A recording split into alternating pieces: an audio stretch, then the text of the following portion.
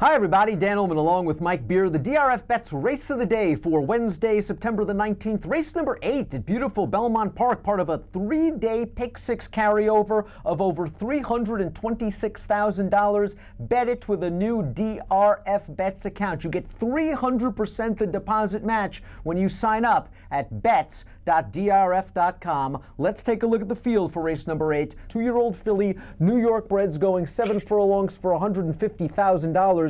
You can access free formulator past performances for the race on the Race of the Day event page at drf.com. Download them, handicap along with us. We'll take the field in post position order, beginning with the number 1 More Mischief, beaten favorite at odds on in the career debut over a sloppy track, Mike Beer, but the horse improved drastically last time out on fast going for Chad Brown and Jose Ortiz. This one wouldn't be a surprise at all. A very expensive daughter of Into Mischief. Yeah, it just seemed a clear case of a filly who just didn't really like a wet track first time out, despite taking money in that race. And she really did step forward last time. I mean, that trip worked out really well for her. But once Jose got her clear at the top of the stretch, I liked the way that she closed that race down. I thought she ran well. I also sort of felt like she fit this race well because there's a lot of speed towards the outside. She could fall into a trip in this race.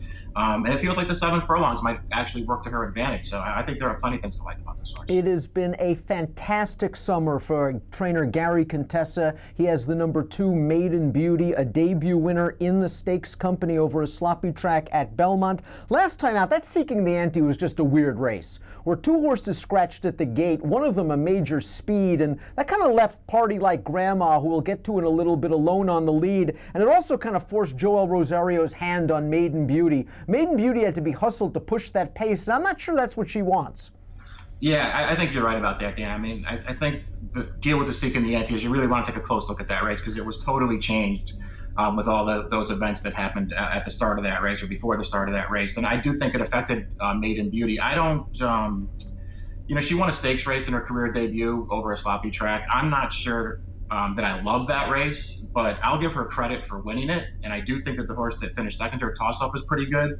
And I do think she was compromised last time. So in some ways, I really feel like she's a horse you want to take a long look at in this race. I don't love her, but she's the kind of horse I might want to use somewhere. She's Trouble, the number 3, won her maiden at Saratoga over sloppy footing for the great Linda Rice. And then last time out in the Seeking the Ante again, the race complexion changed right at the starting gate. She's Trouble tried to rally off of the pace. The pace kind of held up. I wouldn't be surprised if she improves off that performance given a better pace situation.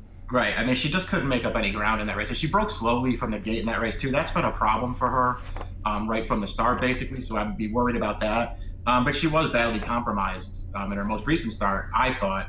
My real problem with her, Dan, is I just don't really like her that much. I don't like any of her races all that much. She broke her maiden 2 starts back in the slop with a perfect trip in a race that didn't come back that fast.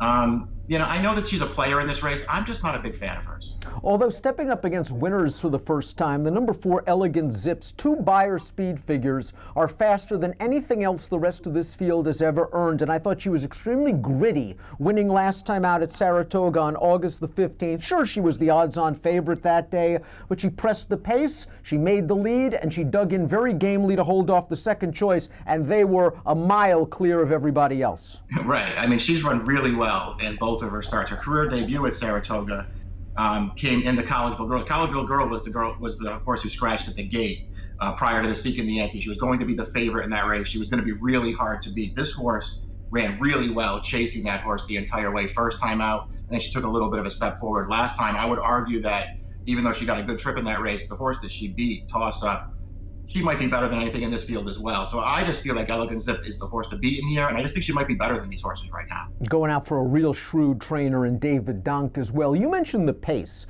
and that the pace comes from the outside and that it could be quick and contested, and Timeform US agrees with your assessment. As we throw up the pace projector, you see that red bar. It indicates a fast pace. It has the 7, the 5, and the 4 out there on the lead.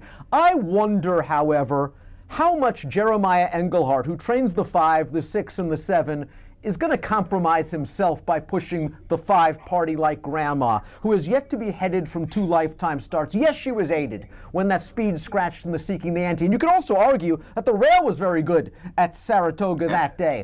But she's fast, she's consistent. I think she'll get the 7, and I have a feeling that 7 might leave her alone.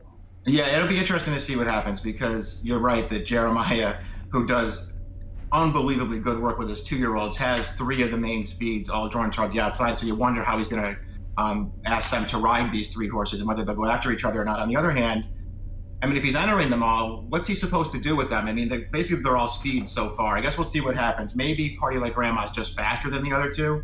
I wouldn't be surprised if that's the case. I'm not sure that she's that much faster than a horse like Elegant Zip, however. So we'll see what kind of trip she gets. I like her 2 races just fine, Dan. I just can't really, shake the idea of her last race, that she had too many things go her way. She'll probably take a little bit in this race. We'll see how they bet it. I don't like her that much in here, but I understand that she could probably win this race. You mentioned Englehart's just a superb trainer. And take a look at some of these formulator facts on the 6 Ma Meatloaf, the 7 Cartwheel and Lulu. We'll begin with the 6 Ma Meatloaf. We tried to rate off the pace last time out. First time against winners at Finger Lakes. All in all, a really good performance. This is a solid pedigree. And over the past 3 years, Englehart, 2-year-old, second off the layoff, dirt sprints, 33% winners, 7 of 9 in the money, and a $3.81 ROI. I think of the 3 Engleharts, this one is the most likely to take back.